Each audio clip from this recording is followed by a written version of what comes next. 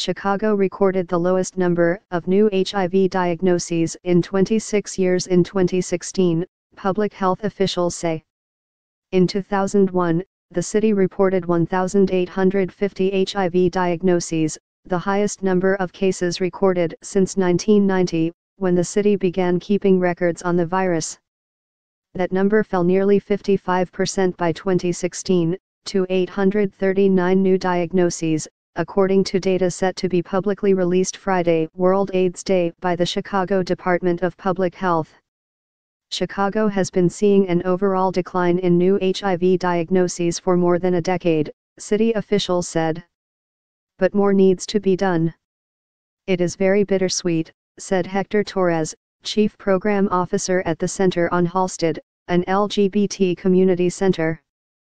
It's great to celebrate a decrease that is significant, but those who've had challenges seeking services and solutions still lack access.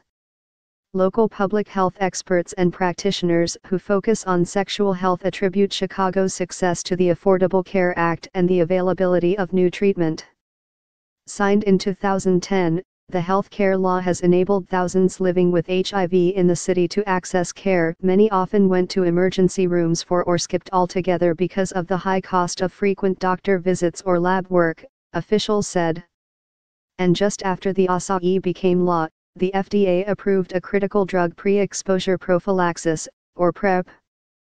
The highly effective medication, approved by the FDA in 2012, can be taken daily by those at high risk for contracting HIV, lowering their chances of getting infected with the virus.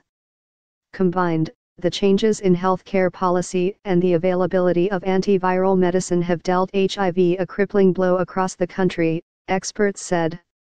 New HIV diagnoses have fallen overall in the U.S.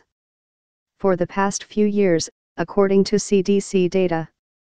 Now, local public health practitioners said, HIV is not the harbinger of death it once was. When I had to diagnose someone, say a 19 or 20-year-old, with HIV, when I would give them that news, I couldn't say with confidence that they would have the quality of life that they have now, said Kristen Baker, Chief Operating Officer and a physician's assistant at the Howard Brown Health Center in Uptown. More people are hearing that they have control over this. Baker's colleague, Chad Hendry, has been both a patient and an employee at Howard Brown and credits the organization for saving his life after he was diagnosed with HIV. The key is that you know, said Hendry, Director of Sexual and Reproductive Health at Howard Brown. And you know you're not gonna die. While there is plenty of reason to celebrate the decline in new diagnoses, experts agree, disparity is still a pervasive part of the HIV epidemic. In the past 5 years, Black Chicagoans have made up more than half of those diagnosed with HIV.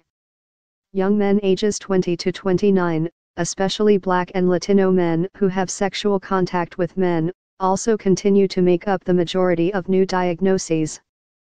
So do transgender women, particularly those of color. The city said these populations, as well as Chicagoans in some southern, western, and northern community areas, continue to be priority populations for HIV prevention efforts. This pattern is seen nationally as well.